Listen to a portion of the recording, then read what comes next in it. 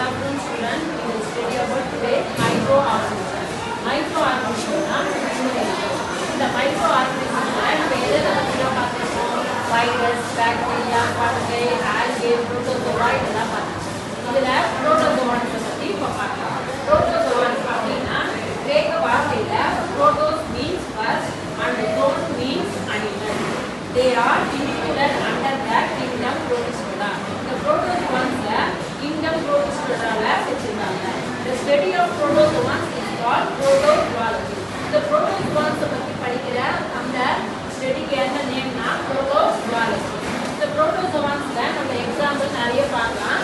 Plasmodium, Paramecium, Amoeba இதெல்லாம் பார்க்கலாம். இதுல நம்ம இப்ப அமீபாவை பத்தி பார்க்கலாம். அமீபாவோட ஸ்ட்ரக்சர் இதுதான். அமீபா எப்படி இருக்குன்னா இது ஒரு irregular shape. இது ஒரு தனி ஷேப்ஸ்லாம் இருக்காது.